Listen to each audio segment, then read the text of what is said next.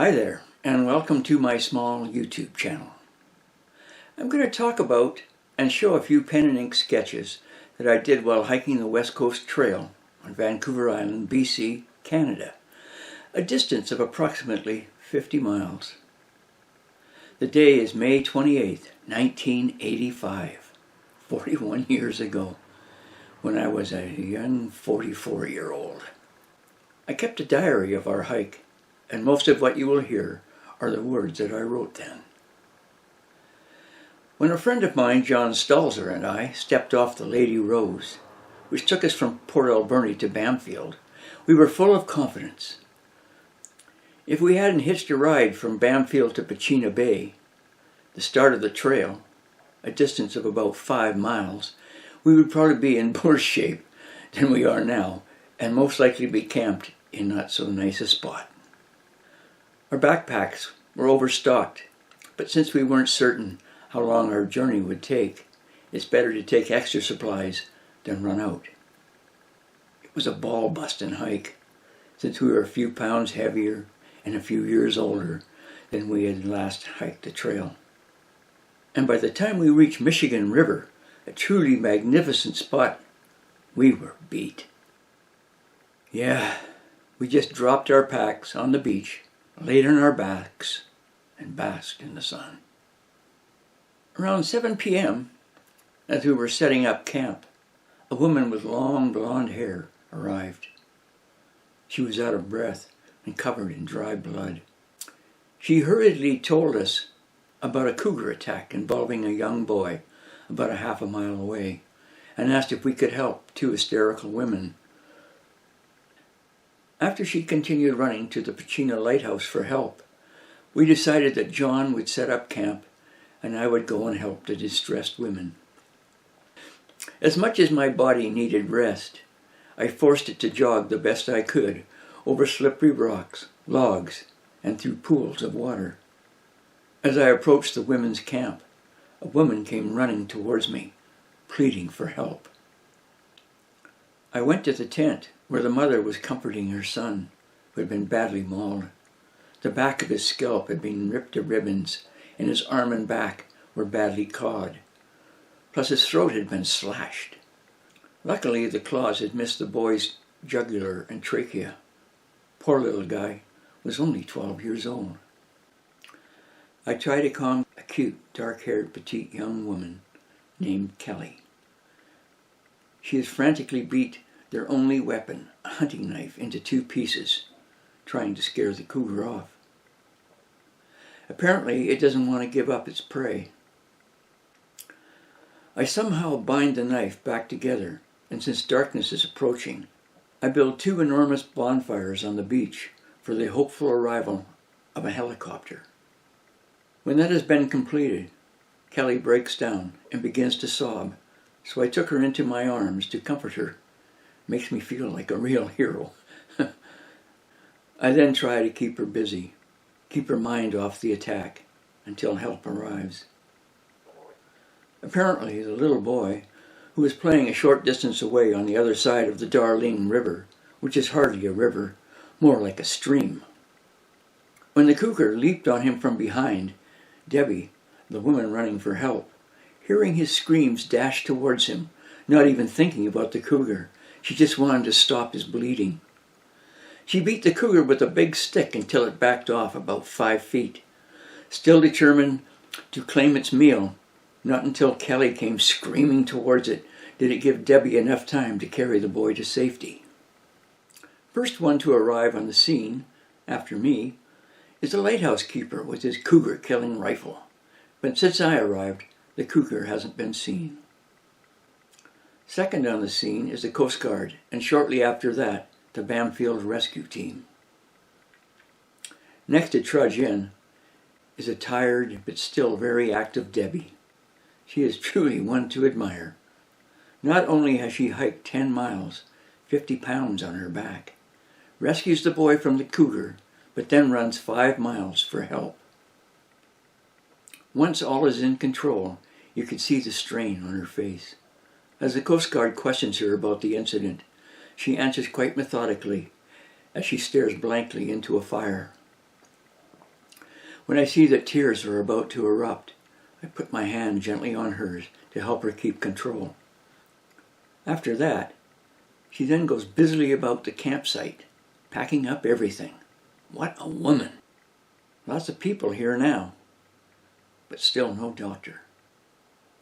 Soon we hear an approaching helicopter, and it rakes the area with its searchlight. The blades whip the signal fire into millions of sparks, and it looks like an invasion. Help had truly arrived. Men wearing helmets and red suits jumped from the chopper with loads of gear. You guessed it, the U.S. Cavalry had arrived. They had come from Port Angeles, Washington. Promptly getting the situation in hand, they had the kid in a stretcher, and his mum, Kelly, Debbie, on the way to the hospital in Victoria. And lucky me, as soon as everyone left, I got to stumble back to camp in the dark with a hungry cougar on my mind. As I neared our camp, I could see my friend's flashlight, and all I could think of was to stretch out and relax.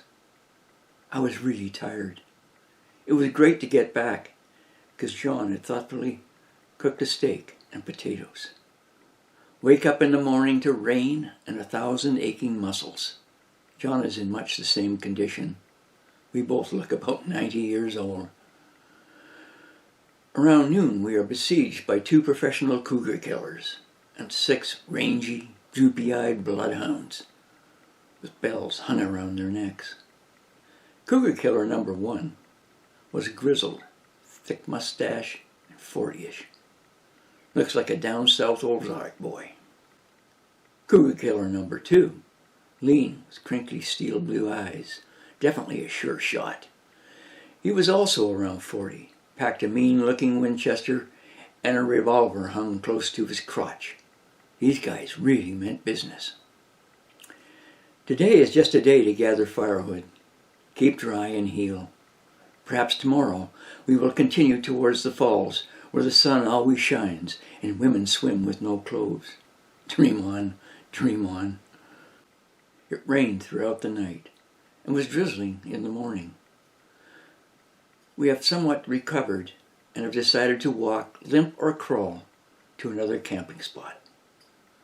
My leg and John's knee seemed in pretty good shape, but still too fragile to be packing a lot of weight. Sure Shot arrived again and asked if we had seen his hounds. Seems they took off after a bear. We didn't see the Ozark boy, so I assume he is just as lost as the bloodhounds. We're hoping to reach Tusiat Falls tomorrow. Hopefully it will be a nice, sunshiny day. Our attempt to reach the falls was a complete disaster. John's knee didn't hold up worth a damn. We met up with a friendly park warden at Darling River, where he had baited a dead beaver with hopes of the cougar returning. He also said that the boy was in stable and satisfactory condition, which was very good news. When our legs gave out, we camped in a very picturesque setting with a beautiful little waterfall, where we got our water to make some tea. We made a huge bonfire, and although it was drizzling, we were both warm and dry. Hopefully it won't rain tomorrow. A few hikers came by, but nobody stayed to enjoy the view. Old Crinkly Eyes showed up and told us the hounds were still lost. He told us on a scale of 1 to 10, a Doberman being a 10 for brains, a bloodhound is only a 1.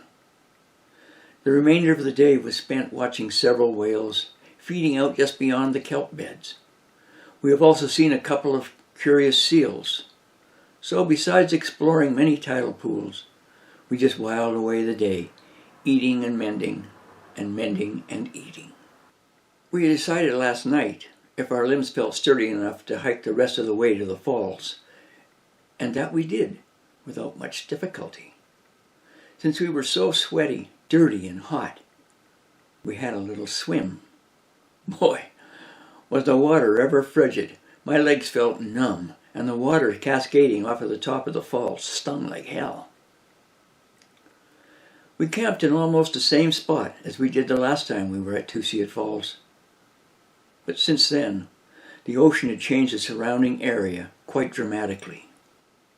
It certainly wasn't the same before, when I dove off a ledge under the cascading water, and when I surfaced, I was face to face with a beautiful, bare-breasted woman. We were both surprised as I said, "Sorry," and immediately dove back down under the water. June 3rd. Today is beer day.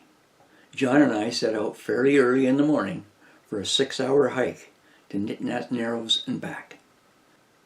John's knee feels better, or maybe it's the thought of buying some cold beer off the natives that's driving him on. We scaled some pretty high cliffs, which I don't think we would have attempted with heavy packs on our back, at times hanging on with our fingernails, it seemed.